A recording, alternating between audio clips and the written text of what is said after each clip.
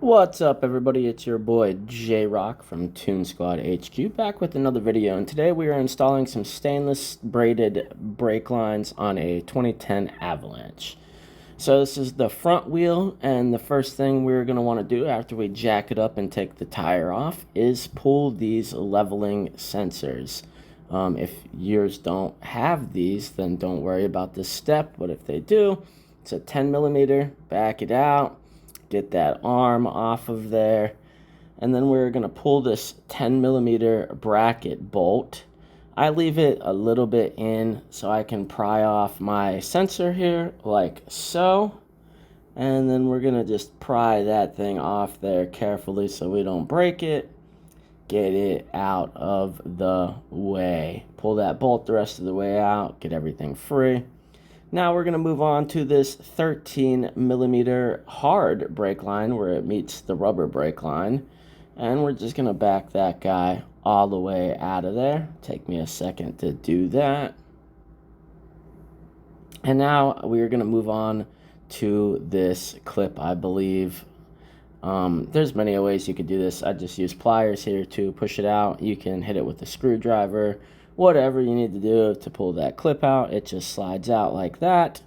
Now it's an 11 millimeter to remove the line from the caliper. Now we were putting new calipers on this, but I'm going to show you how to get this old copper washer off of here. I grab it with some pliers and back the bolt out. Now I'm going to take the new the braided brake line, and I'm going to put the bolt in the bracket here, get it all lined up, start my 10 mil, get it nice and secured so it holds it for me, and then I am going to put this end on the caliper. Now you will need to put your new crush washers on this bolt, so it'll go crush washer, line, crush washer, bolt it to the caliper. And these need to be crushed, so I'm going to hit it with the impact here, and then I will whomp it a little later with the ratchet. Now we're going to move on to the top, and you're just going to slide this thing back in the hole the same way you took it off, like so. And it's easier to get the hard line started before you put your clip back in, just easier that way. So that's what I'm doing here. Once I get that thing snug and started, I will put my clip back in and then tighten it the rest of the way with the wrench. Just a different angle here of me sliding this clip back in. Some of these shots sucked, so I used the better of the shots. And now we're going to tighten it down with our 13, nice and snug so it doesn't leak. And now we're going to put our 10 mil bracket bolt the rest of the way down, making sure we don't pinch our ABS wheel speed sensor. And then put our mount back in. Mine came out of its little sleeve. I'm going to have to fix that here. And that's just what I'm doing. Snap it back together. And then bam. Now, I don't know if I got a good shot of me tightening the caliper bolt, but I do with the ratchet. So now we need to put our load leveler back in to our new bracket here, 10 millimeter. Get that nice and snug. Now we're moving on to the rears. So this is the rear, same ordeal here. We're going to crack this 13 mil loose like so. And speed it up a little bit so we're not sitting here all day watching me turn a wrench.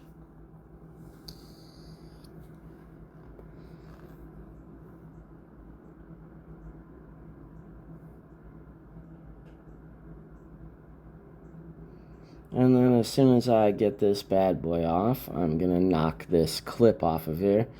I think I used the screwdriver method here just so you guys got another method for getting these things off. Oh, well, I don't even show it. My bad. So removing our line from the rear caliper. Again, we're putting new calipers on the rear. Just wanted to show everybody how to do this. Sometimes those copper crush washers can be a real pain To get off the old one, again, I hold them with pliers and then use my impact to turn the bolt, and it just comes off like so.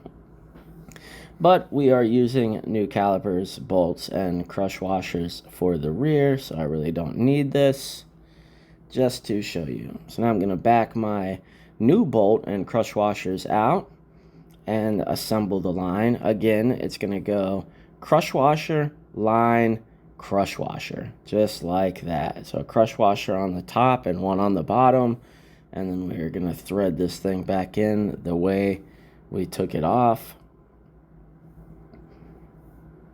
And again, these do need to be crushed down pretty good so they don't leak. So always use a hand ratchet to make sure that you crush them good. Alright, so now for the new line, going back into its bracket here, I'm going to do the same exact thing.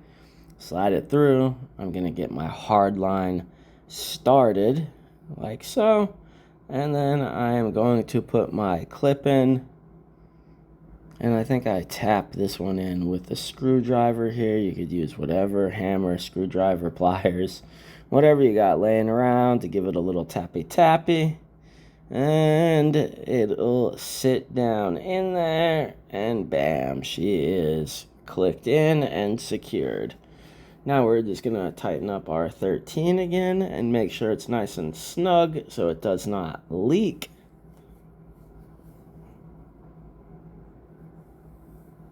Insert Jeopardy theme song.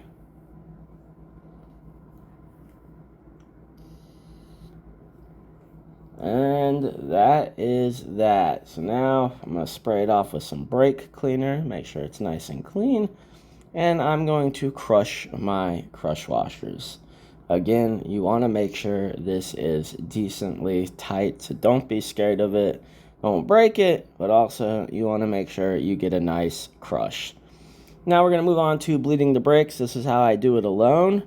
I'm going to pump the pedal a couple times just to get fluid moving. And then I use a pry bar and I wedge it between the seat and brake pedal here. And you want to be careful that you don't poke a hole in your customer's seat or anything, but then just move the seat forward up on it so it's nice and firm. I don't show the whole bleeding process here, just the start of it, because I still have to do the front, just the way I filmed the video. But I'm going to crack this rear bleeder loose, and you'll see some fluid and air come out. Not a whole lot the first couple times, it takes it a second, but that is a good sign right there that it's squirting out. So I'm going to tighten that back up.